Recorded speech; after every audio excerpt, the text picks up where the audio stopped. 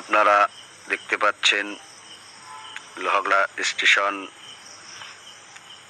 আর অল্প কিছু কাজ সম্পূর্ণ হলেই চালু হতে চলেছে ঢাকা বেনাপোল সরাসরি রেল লাইন, যেটি ঢাকা থেকে কমলাপুর রেল স্টেশন থেকে ছেড়ে আসবে ভাঙ্গা হয়ে গোপালগঞ্জের ভিতর দিয়ে নড়াইল জেলার উপর দিয়ে যশোর থেকে লাইনটি চলে গিয়েছে বেনাপোল পর্যন্ত। কাজের অগ্রগতি যতটুকু আছে, আর একটি আপনারা দেখতে পাচ্ছেন মাঝে আর একটি লাইনের ট্রাক বসালেই সম্পূর্ণ হয়ে যাবে। একটি দৃষ্টিনন্দন রেলওয়ে স্টেশন এটি, বাংলাদেশের অন্যতম দৃষ্টিনন্দন রেলওয়ে। চতুর্দিকে মাঠ, সবুজের শ্যামলে ঘেরা। এরই মাঝখানে লোহাগড়া রেলওয়ে স্টেশন নারায়ণদিয়া নামক গ্রামে স্থাপন করা হয়েছে। অত্যন্ত সৌন্দর্যপূর্ণ এবং দৃষ্টিনন্দন একটি রেলওয়ে স্টেশন। যদি কেউ ঘুরতে শত শত মানুষও দেখা গিয়েছে।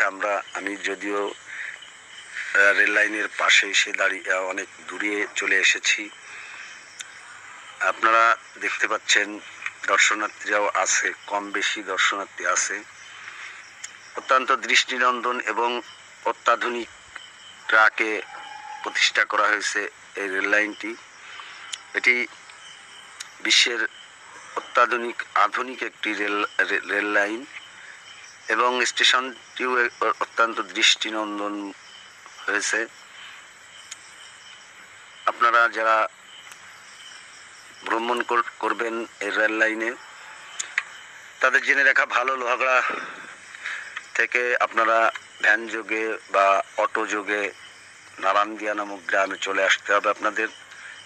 লোহাগড়ার জয়পুর মোড় থেকে, জয়পুর যে জামরুলতলা নামক স্থান রয়েছে, সেখান থেকে ভ্যানে এসে আপনাদেরকে নারায়ণদিয়া চলে আসতে হবে। আসার পরে 2 কিলোমিটার ভিতরেই রেল লাইনটি, একটু 2 কিলোমিটার ভ্যানে আসার পরেই এই স্টেশনটি আপনারা পাবেন। যারা ইতিমধ্যেই